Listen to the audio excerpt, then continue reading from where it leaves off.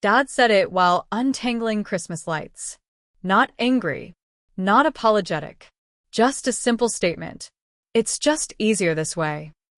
He didn't even look up from the knot of wires in his lap. We were standing in the garage, where cold sank through the concrete floor and settled in your bones. I had just asked why my name wasn't on the emergency contact form for Grandma anymore. Why my cousin Melissa's was. Melissa, who forgot Grandma's birthday every year. Melissa, who lived 2 towns over and rarely picked up her phone. It's just easier this way, he repeated, tugging at the lights. I stared at him, waiting for the part where he'd explain, where he'd look up and realize what he'd said. It didn't come. I'm 34. My name's Aaron. I work in risk management. I read contracts, not feelings. I listen between the lines. I notice when something doesn't add up. This wasn't just about a form. It never is. Last year, I drove Grandma to every medical appointment she had. 5 specialists, all in opposite corners of the city. I took her to the dentist, the podiatrist, the low-vision clinic. I filled her prescriptions, I learned her Medicare plan, I talked down the billing office when they charged her twice for oxygen tanks. Melissa sent a card. Once. It had glitter on it. Grandma was allergic to glitter. But now Melissa was the emergency contact. Because, as Dad put it, she was already in the system from something she filled out for work. It's just easier this way, he'd said, like convenience was truth. I nodded. I smiled. Okay, I replied. What I didn't say was that something important shifted then. Not broken, just unhooked. It's a strange thing to feel your role change without your consent. To know you're still doing the work, but your name's not on the paperwork anymore. To be replaced for the sake of ease. That night, I sat in my car in the driveway, engine off, coat still on. The Christmas lights flickered faintly in the living room window. Dad had finished stringing them, I guessed. He'd probably stood on the same stepladder I bought him 3 years ago when the old one cracked at the hinge. I could hear the muffled sound of the TV from inside. Mom's laugh. Melissa's voice on speakerphone, loud, performative. She called to check in after Dad told her she was listed now. Grandma wouldn't notice. She'd still call me when the faucet leaked or when she forgot how to microwave soup. But the part that mattered, the official part, had been rerouted. That's when I started making small decisions. Nothing dramatic. Just different. I stopped checking in about the bills. I stopped replying to every text within 5 minutes. I waited to see how long it would take before someone noticed the shift. Spoiler, they didn't. Because the house runs on invisible effort. And invisibility doesn't make noise when it leaves. The next morning, Dad asked if I could pick up Grandma's new walker from the pharmacy. I told him I had a work call. He nodded slowly, unsure what to do with that answer. I thought you didn't have meetings on Fridays, he said. Sometimes I do, I replied. He didn't push. He just rubbed the back of his neck and muttered something about figuring it out. That was new. Dad, figuring it out. Later that day, I got a voicemail from the pharmacy. Walker's still waiting. Insurance question came up. No one to resolve it. I deleted the message. It wasn't spite. It was an experiment. To see how far they'd let things go before realizing I wasn't their fallback anymore. By Sunday, Melissa called me directly. Hey, she started, chipper. There's an issue with Grandma's prescription coverage. You've dealt with this before, right? I paused. Let the silence stretch. Then I said, it's just easier this way, remember? And hung up. The fallout was quiet at first. Missed calls. Messages left unread. Mom asking in the group chat if someone could take Grandma to her podiatry follow-up. No one replied. Not even Melissa. By Tuesday, Dad called me directly. She really needs to get her foot checked. You know how it gets if we let it go too long. I was halfway through reviewing a vendor contract. I didn't look up. I've got back-to-backs until Thursday. He sighed. Long, theatrical. The kind of sigh that asks you to apologize. I didn't. He tried again. It's not that far, Aaron. You know where it is. I stared at the screen. No one stopping you from going. There was a pause. Then, I just thought, never mind. Click. I didn't feel triumphant. I felt tired, but also clear. This was what happened when you removed the unspoken safety net. People noticed the floor for the first time. That night, I opened a spreadsheet I hadn't touched in months. Move plan. I had started it during the pandemic when I first thought about getting my own place. Back then, it felt disloyal. Like leaving the house meant abandoning the team. But now? The team had a new captain, and they had made that choice without asking me. I listed expenses. Rent. Utilities. Groceries. Estimated moving costs. Security deposit. Storage. It was doable. Not easy, but possible. The next morning I packed one box. Just one. Books, mostly. A few photo albums. Things I didn't want someone else organizing for convenience. That week, Grandma missed her podiatry follow-up. Her foot swelled. Dad panicked and drove her to urgent care. They waited 3 hours in the car. Melissa never answered her phone. When they got back, I was in the kitchen pouring coffee. Dad walked in and opened the fridge. Then closed it again. Then turned to me.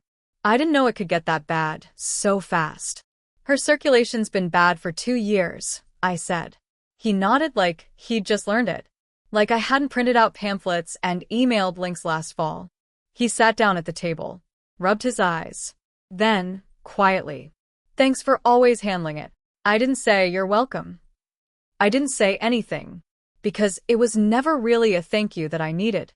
It was acknowledgement before the fire, not after. He looked around the room. Noticed the open box near the stairs. "You going somewhere?" I sipped my coffee. "Eventually." He stared at me, confused. "I thought we were. I mean, you've always been here." "Maybe that's the problem," I said. He looked like I'd slapped him. Then, after a moment, "You're angry." "No," I said. "I'm awake." The room went still. Only the hum of the fridge filled the space. "I didn't mean to hurt you," he said. I believe he meant that. But I also knew what came next. I just thought it was easier this way. There it was again. The phrase that undid everything. Easier. Not better. Not fair. Just easier. I set my mug down. "Well," I said. "Turns out, easier has a cost." I stood and walked upstairs. He didn't follow. By the end of the month, I had 6 boxes stacked in the corner of my room. Labeled, taped ready. Each one a quiet declaration. I'm not staying. I hadn't signed a lease yet. I hadn't told anyone except my friend Marla, who texted me listings on her lunch breaks. But I was already gone, in all the ways that counted. Grandma called me on a Wednesday evening. Her voice low, scratchy. "They gave me new pills. I don't remember what they're for." "Who picked them up for you?" I asked. She hesitated. "Your dad." But he didn't explain anything. I could feel the familiar pull, like muscle memory. "Go over. Fix it. Be the bridge." Instead, I said, "I'll text you a reminder system. You can use your phone. Just tap once a day." She laughed softly. "I don't know if I can keep track." "You can. I'll send it in 5 minutes." I didn't drive over. I didn't reprint the pill schedule or label the bottles. I empowered her instead of enabling everyone else. That weekend, Melissa finally showed up. I came downstairs to find her sitting at the kitchen table, scrolling on her phone. Grandma's prescription bag sat unopened in front of her. "Did you explain the meds to her?" I asked. Melissa looked up, blinked.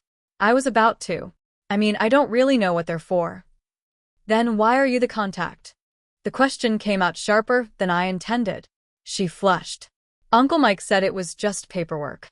Didn't think it was a big deal." I nodded. "It's not until it is." I picked up the bag, sorted the papers, and handed Grandma a note with times and doses. Melissa watched silently. When I stood to leave, she asked, "Are you mad at me?" I paused at the door. "I'm not anything at you. I just finally stopped being invisible." Later that night, Dad knocked on my door. His eyes lingered on the boxes. "You're serious about this?" I didn't answer. He leaned against the frame. "I didn't realize we made you feel replaceable." "You didn't. You showed me I was." He winced. "That's not what we meant. but it's what you did. He sat down on the edge of my bed like it still belonged to a child. Why didn't you say something earlier? Because I didn't think I had to. The silence stretched. I let it. Let him sit in the discomfort I'd lived in for years. Then I said, I'm not leaving to punish you. I'm leaving to remember who I am without constantly being what you need. His shoulders slumped. Is this about Melissa? I shook my head. She's just the spark. You handed her my spot without thinking because it was easier. But what you never considered was how hard I'd been working to make it all seem easy. His face softened. You did make things easy. Exactly. He stood slowly. I don't want you to go. I know. Then I added, but that's not enough of a reason to stay. 2 weeks later, I signed a lease on a one-bedroom across town. Small, quiet, full of light. The kind of place where the walls didn't remember who you used to be. I didn't make a big announcement. I just packed the last box and loaded it into my car. Mom stood in the driveway, arms crossed tight against the cold. Is this permanent? She asked. It's mine, I replied. She didn't argue. She didn't cry. She just nodded, like something she'd been denying had finally landed. I moved in on a Sunday. By Monday, the group chat was already different. Dad asking who could take Grandma to her follow-up. Melissa not replying. I didn't reply either. Not right away. Instead, I sent them the contact info for a senior transport service. I added, they're affordable, reliable, and they explain things clearly. Dad replied with a thumbs up. Mom sent a heart. The first night in my new place, I ate dinner on the floor. No table yet. Just me, a bowl of soup, and the kind of quiet that didn't expect anything. I didn't feel lonely. I felt still. And that was new. A few days later, Melissa called. You were right, she said, no preamble. This is harder than I thought. It is, I said. There was a pause. Then, how did you do it all? I could have listed the hours, the drives, the phone calls, the meals skipped. But instead I said, because no one else would. Another pause. Then, I'm sorry. I didn't forgive her on the spot. I didn't have to. She wasn't the only one who needed to change. At home, things began to shift. Dad hired a part-time aide for Grandma. Mom started managing appointments. Melissa, surprisingly, showed up more often, quietly, without glitter. I visited once a week. no emergencies. No obligations. Just a visit. During dinner one night, Dad turned to me and said, I never realized how much you were holding. I know, I said. We thought you were just good at it. I was, I replied. But being good at something doesn't mean it should all fall on you. They didn't have an answer for that. They just nodded. And for once, that was enough. Before I left that night, I walked past the garage. The Christmas lights were packed neatly in a bin. Labeled. Untangled. Ready for next year. I smiled. They had finally started doing the hard things. And I had finally stopped mistaking obligation for love. The burn wasn't fire. It was illumination. And from it, we all saw things more clearly.